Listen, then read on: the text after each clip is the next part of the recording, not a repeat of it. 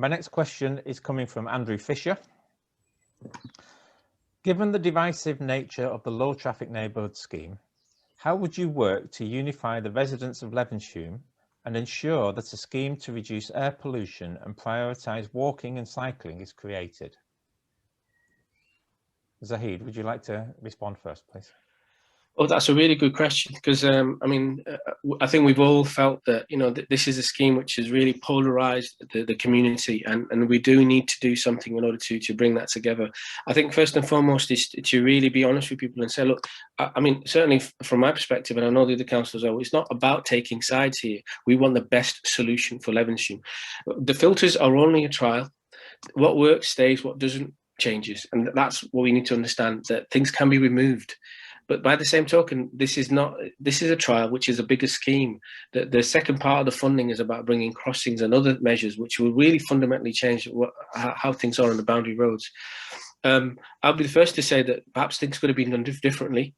However, we have to listen to what people are saying in terms of their fears and so on. And going around, I've met so many people over the last few weeks, and the people who are completely for the scheme, and they can see, you know, kids playing on the street, which they've never seen for years. But by the same token, you've got people even more afraid of going out their front door because the traffic's even worse than it was before. And I think we have to acknowledge that you know, this is a project which is in the middle of becoming something else. That if we have a bit of faith, and we can be honest with one another and treat each other with a kind of humanity that is needed, that there are strong feelings that are here, and it's not saying that your feelings don't count for anything. Everybody's feelings count, and it's saying to everybody, we're not going to take sides here. We're trying to work together to make the world better, because we want the streets to be cleaner, greener and safer for everybody. And that's not going to happen in a day, and to be patient. And I know that many people are saying that for years and years and years, it's already been terrible with the traffic up and down this, you know, this boundary road, whether it be Matthews Lane or whichever it is. And the filters have made things worse for some people. And that's a reality. And it's something that we've got to acknowledge, because going forward in the planning of the next stage, we want to make sure that what gets implemented works for Levenshulme. It's not about me. It's not about any councillor. It's not about the offices. It's about what works for Levenshulme first.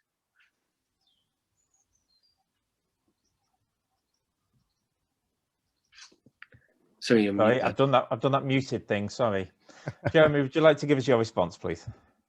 Yes. Well, I think it's Andrew's absolutely right that what he refers to as the LTN, low traffic neighbourhood, actually the active neighbourhood, as the scheme is here, has been horrifically divisive, and both having lived here for almost 20 years myself, and just talking to so many people locally, they're saying that, well, would never come across a scheme or a project or a proposal that has caused so much division in the community, and all of that is unnecessary. And all of that is the making of the Labour Council, who have run the scheme from the start. This scheme, nobody would disagree with the aims of this scheme to make it easier to walk and cycle around and bring infrastructure improvements. Nobody would disagree with that. That's amazing opportunity to grasp, but that's not what's happened. It's been littered with poor consultation, with lack of information, with people asking questions and never being responded to. The scheme has been divisive, the scheme has been divisive because of what the council has done itself and what the council hasn't done in terms of listening to people and communicating with people and providing them with straight, honest answers about things. I mean, I noted that, you know, that Zahid mentioned about the second part of the scheme was about bringing crossings in. Well, that's not true. The second part, the scheme is in two parts. One, to develop a plan, and then make a business case to bid for the second amount of funding. Now, at the moment, there's hundreds of thousands of pounds being spent on this scheme, and we have no plan. We have no plan at all. Burnage was split off out of the area, which was part of the whole scheme area. That extended consultation closed in January. There's no results of that at all. Nobody has a clue what's being proposed there. So the idea that this is going to be a simple process and we just get crossings and more things in the future, it's like, that's what we've been promised for 2 years and we have no clarity over it. So the frustration, the divisiveness and the difficulty that people have had engaging with this project is entirely of the making of the Labour Council, and to a certain extent the making of the lack of information and communication from our Labour councillors. So how we would unify the people, I think more than anything, is about listening to everybody in the community and giving them opportunity to have their voices heard. I mean, just this afternoon there were hundreds of people marching because of opposition and concern to the current proposals and the trial.